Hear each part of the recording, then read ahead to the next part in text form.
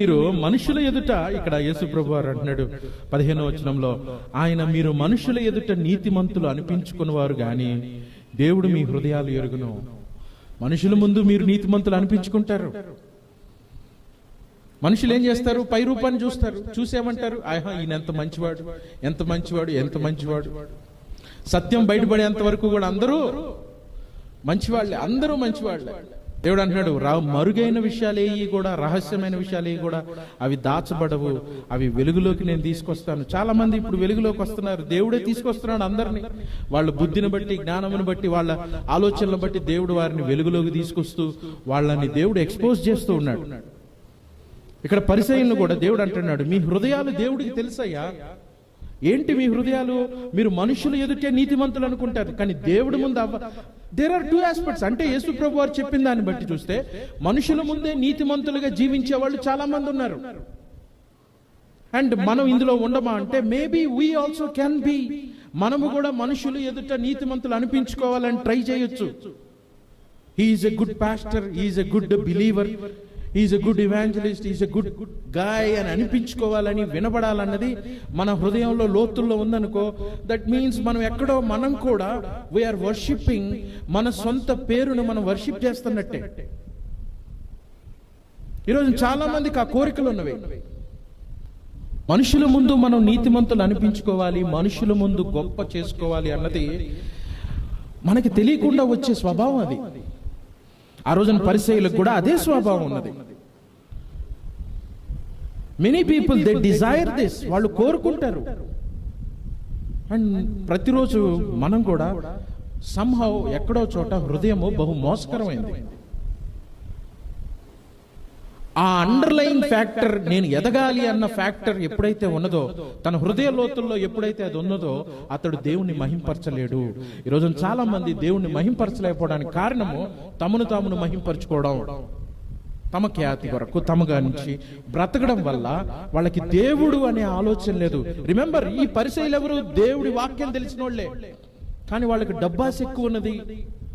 వీళ్ళు దేవుడి చేత పిలువబడ్డ, దేవుడి ఇజ్రాయెల్ ప్రజాంగంలో ఉన్న వ్యక్తులే, కానీ వాళ్ళకి స్వనీతి ఎక్కువ ఉన్నది.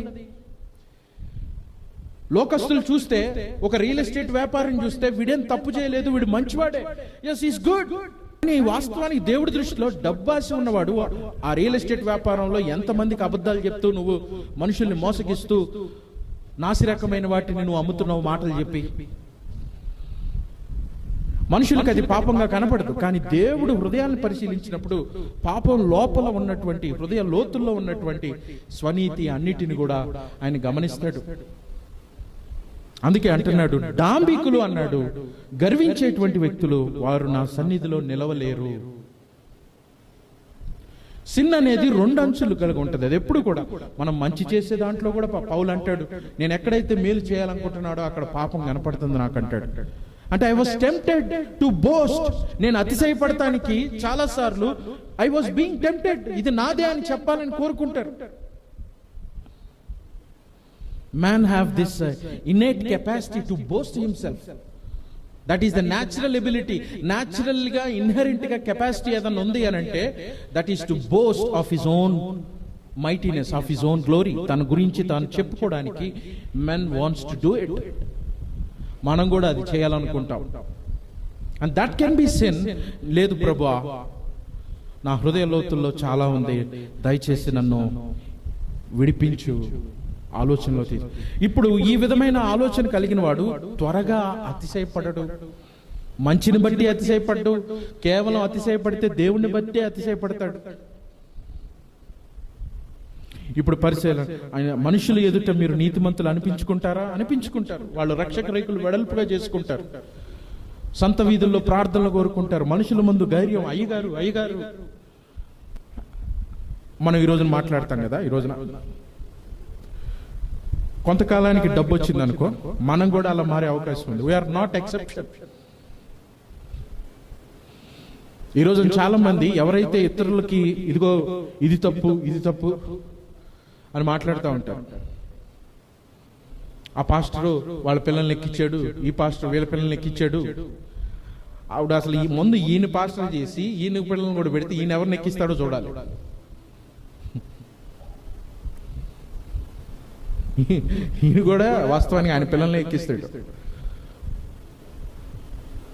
యు మస్ట్ డై, నువ్వు సిలువ ఎక్కాల్సిందే. నువ్వు దేవుడి సన్నిధిలో సిలువను ఎక్కాల్సిందే. మనం అందరం కూడా తగ్గించుకోవాల్సిందే. We have to do it. అది దేవుడి సత్యం. మనం కొన్ని విషయాలు గమనించాలి. We are not great actually.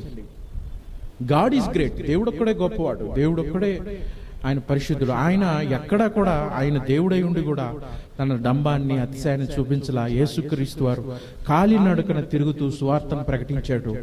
ఆయన వీధి దగ్గర నిలబడి కుష్టి వ్యాధిగ్రస్తుల్ని నయం చేశాడు. ఆయన పేదవారిని ఆదరించాడు. దిక్కులేని వారితో మాట్లాడాడు. సమయాన్ని ఇచ్చాడు.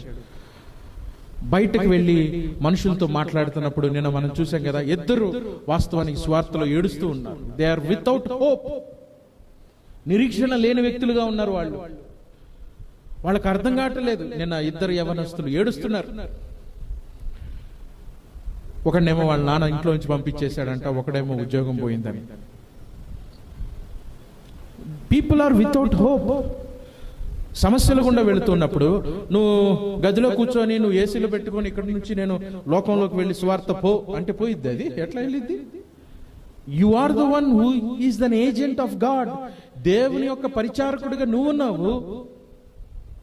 ఆయన వాక్యముని తీసుకువెళ్ళడానికి సాధనంగా నిన్ను పెట్టాడు. నీకు నోరు ఇచ్చాడు, నీకు కాళ్ళు ఇచ్చాడు, నీకు చేతులు ఇచ్చాడు, నీకు సమయాన్ని ఇచ్చాడు, జీవితాన్ని ఇచ్చాడు, నీకు రక్షణ ఇచ్చాడు, ఆయన నీతిని తెలియజేశాడు, ఆయన కొరకు బ్రతకమని చెప్పాడు. But still you are not doing it. నువ్వు దేవుడి చిత్తం నేను చేస్తాను అని అంటావు. He has given you the resource. నీకు సమయాన్ని ఇచ్చాడు, డబ్బుని ఇచ్చాడు, అన్నీ ఇచ్చాడు. జీవితం ఉన్నది, సమయం ఉన్నది, యవ్వనం ఉన్నది, బలం ఉన్నది. నేను దేవుణ్ణి ప్రేమిస్తున్నానంటావు, కానీ నువ్వు నడిచి వెళ్ళి ఒకడికి సువార్త చెప్పలేవు.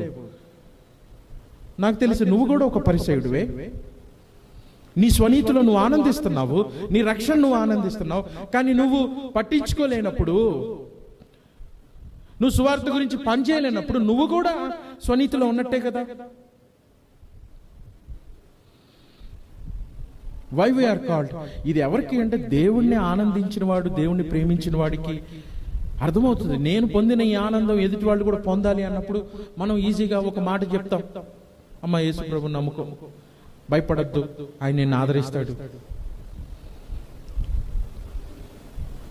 Now there are many, చాలా మందికి వాక్యం తెలుసు, కానీ వాక్యంలో ఉన్న దేవుడు తెలియదు. దేవుడితో అనుభవం లేదు. అనుభవం అంటే ఏంటి? ఆయనతో సమయం గడిపి ఆయన మనస్సును ఎరిగిన వారు కాదు పరిసయ్యులు. వారు డబ్బును ప్రేమిస్తున్న వాళ్ళు. They love the money, they love the money, they love the money, they want their own glory. వాళ్ళ మహిమను వాళ్ళు ప్రేమించే వ్యక్తులు.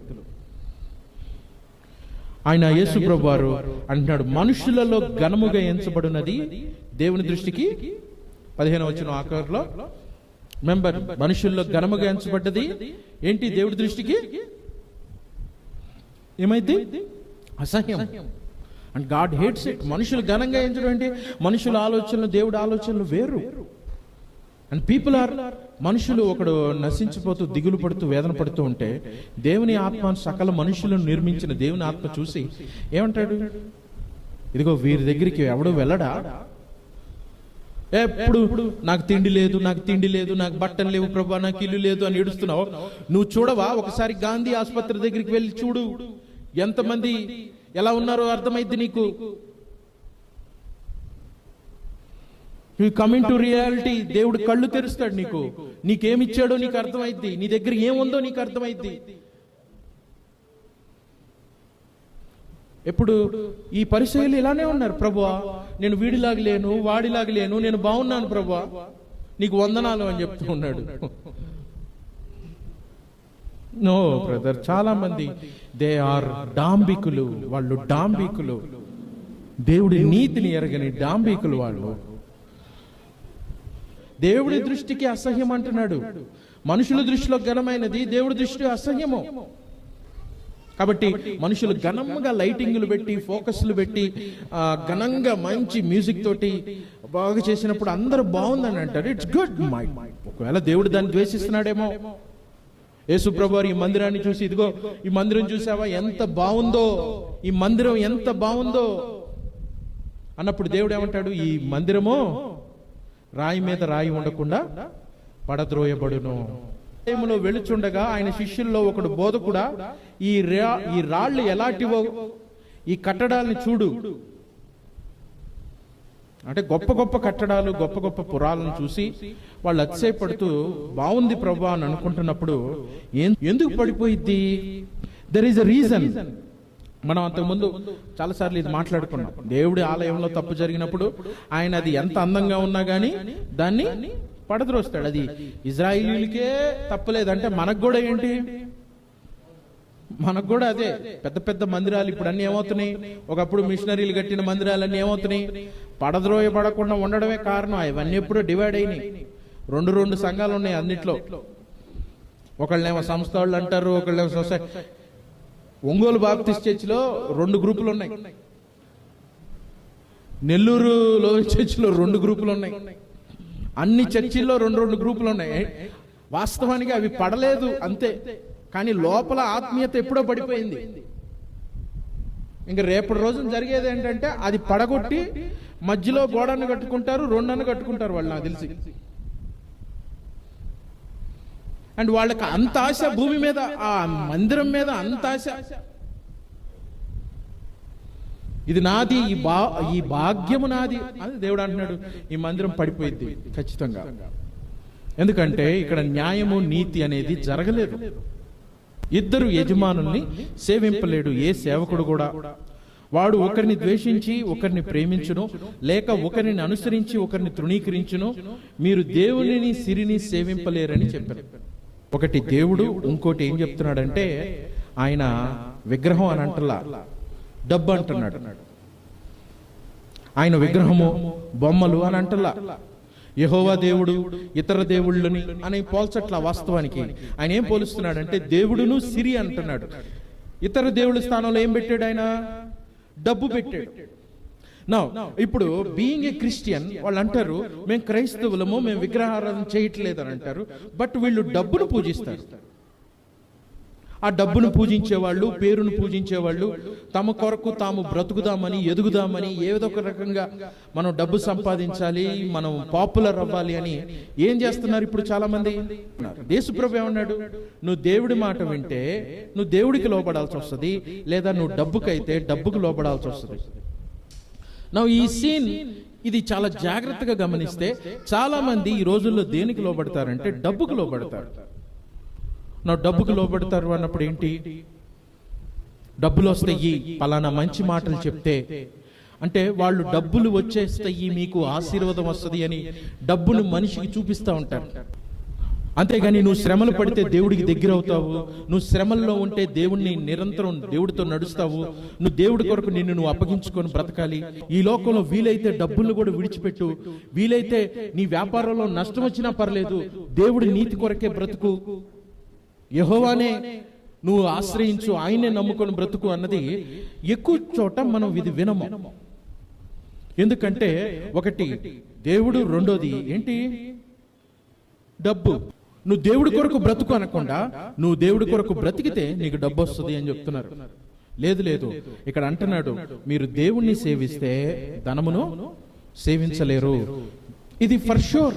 ఇక్కడ చూడండి, ఇప్పుడు ధనాపేక్ష గల పరిసయ్యులు ఈ మాటలన్నీ విని ఆయన్ని అపహసించుచుండగా, 14వ వచనంలో ధనాపేక్ష పరిసయ్యులు ఈ మాటలన్నీ విని ఏం చేస్తున్నారు? ఆయన్ని అపహసిస్తున్నారు. అపహసించడం అంటే ఏంటి? యేసు ప్రభు వారిని వాళ్ళు వెక్కిరిస్తున్నారు, అపహసిస్తున్నారు. ధనాపేక్ష గలవారు ఎవరు? వీళ్ళు డబ్బు ఆశతోటి నింపబడ్డ వాళ్ళు. ఇదిగో నువ్వేం మాట్లాడుతున్నావు, నీకు అర్థమవుతుందా?